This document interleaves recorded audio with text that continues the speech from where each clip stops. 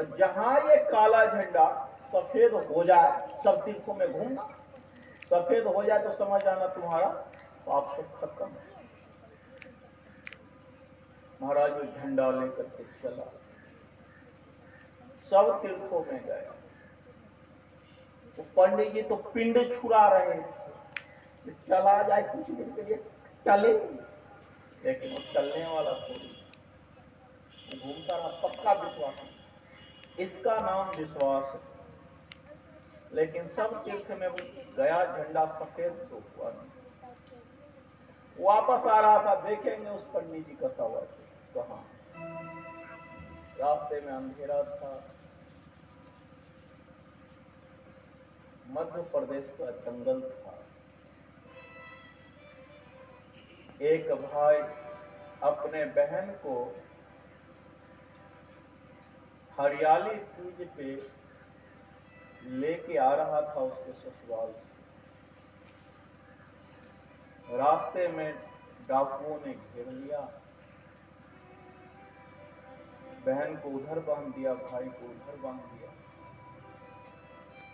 वो बहन चिल्लाने लगी, कोई बचाओ बचाओ बचाओ।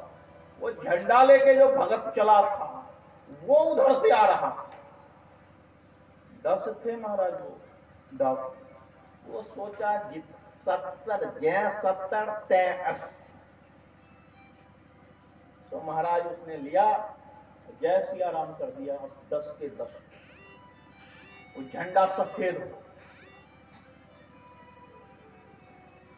झंडा सफेद। वो उस बहन को कहां की है, तो फलाने जगह से छोड़ा। पंडित जी के यहाँ पहुंचा, पंडित जी कहां पे, इसका झंडा तो सफेद हुआ होगा नहीं, अब हम गए। पंडित जी झंडा तो सफेद हो गया। पंडित जी बड़ी जिज्ञासा, ये कहां हुआ?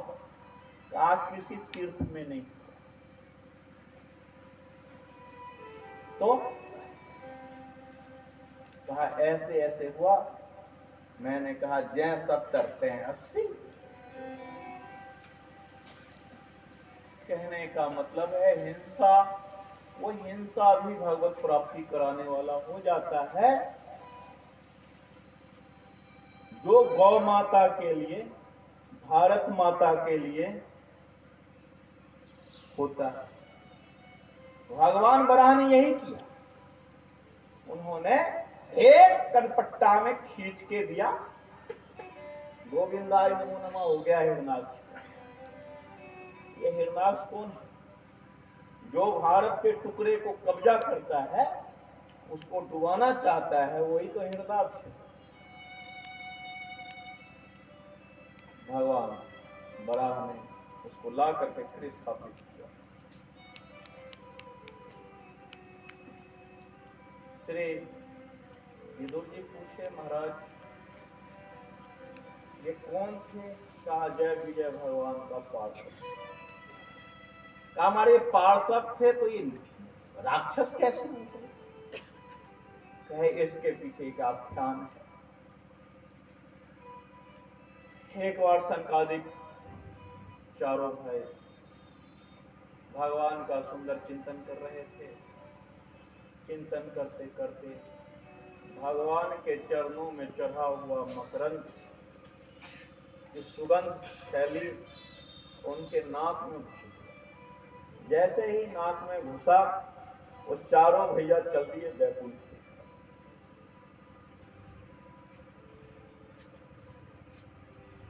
वहां ये भगवान का पार्षद जय और विजय ने रोक, कहां जा रहे? भगवान के दरबार में महात्माओं का, वैष्णवों का रोक नहीं होता है। संकादिक ने कहा भैया तू बैकुंठ में रह रहे हो कि कहीं और कहीं है? कतो है ये बैकुंठ है। हमारे वृंदावन में बहुत सारे लोग इस बात से कहते हैं, हम जब कहते हैं जो वैकुंठ बहुत नीचे है, भगवान का जो नित्य लीला का धाम वृंदावन है वो बहुत ऊंचा है, क्योंकि हर ब्रह्मांड में एक वैकुंठ है। आप लोगों को बताते चले, भजन के चिंतन के लिए, कथा तो आप लोगों ने बहुत सुना होगा, पर चिंतन के लिए इस पृथ्वी के ऊपर 6 लोग हैं। उस ब्रह्मांड का भेदन करके वैकुंठ है, जो रमा वैकुंठ, उससे ऊपर एक नित्य वैकुंठ है, उससे ऊपर अयोध्या, अयोध्या से ऊपर मथुरा, वृंदावन, ये मिथिला, मिथिला के मध्य में जनकपुर है, तिरुपति।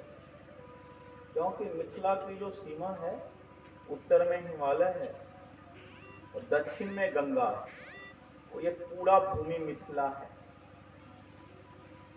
एक तरफ कोसी है, एक तरफ गंडक।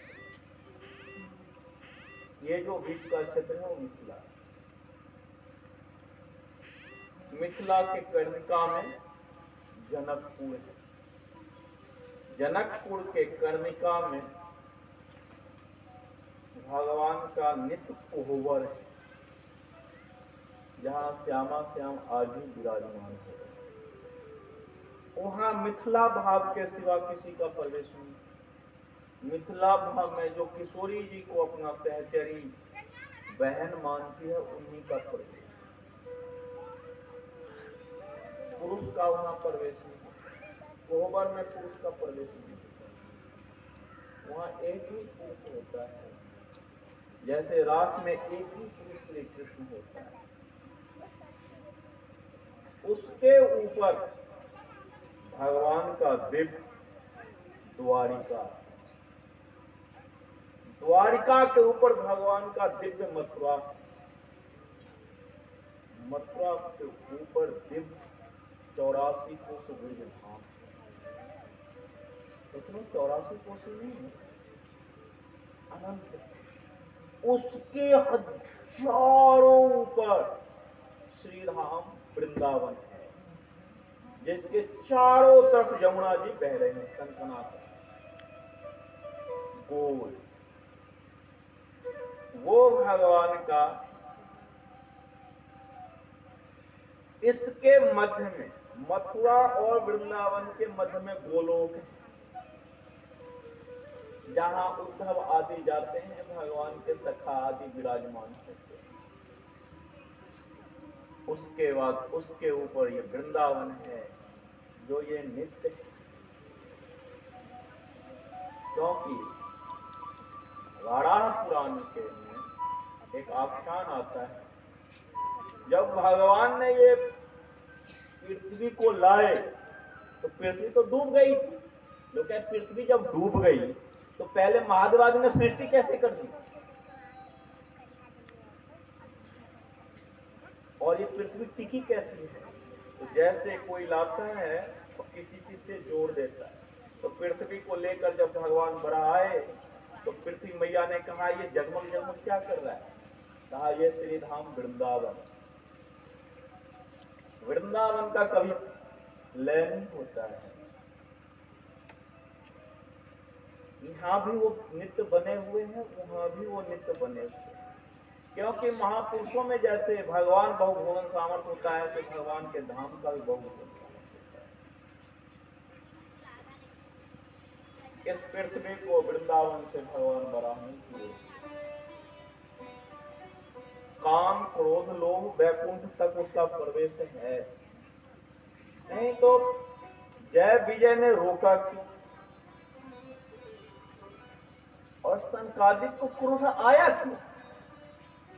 कहा क्रोध वहां तक पहुंच गया। तो भगवान का जो वैकुंठ है ना, वहां तक क्रोध की पहुंच है, वहां भी राग द्वेष का पहुंच है। जगत उसका नाम वैकुंठ है। बड़े बड़े योगियों के लिए भी वहां पहुंचना दुर्लभ है। भगवान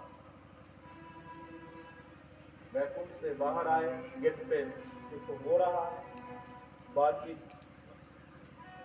संकादिक ने कहा, अभागे कहीं का तो वैकुंठ में रहने लायक नहीं, वैकुंठ के मर्यादा को भंग करता है, उसकी सदस्यता रद्द कर दी, जाओ। भगवान आए, क्या हो रहा है?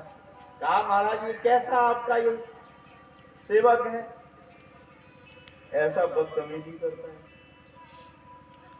कहा महाराज क्या कहें, इसको समझाते हैं, समझता नहीं, बात क्या बात ऐसा। कहा कह दिए तो जाओ, जाना ही पड़ेगा। या कोई अपना शिष्य, अपने परिवार के लोग गलती कर लें तो बड़े बुजुर्गों का कर्तव्य होता है, जिसका उसने अपराध किया हाथ जोड़ करके माफी मांग लें और उसको उस बात के लिए दंडित करें। या तूने गलत किया तो इसको भोग। जय विजय भगवान की आज्ञा। संकादिक से कहें महाराज आप तो हमारे पूज्य हैं, हम आपके चरणों की पूजा करते हैं, क्योंकि ब्राह्मण के चरणों में हम लोटते रहते हैं।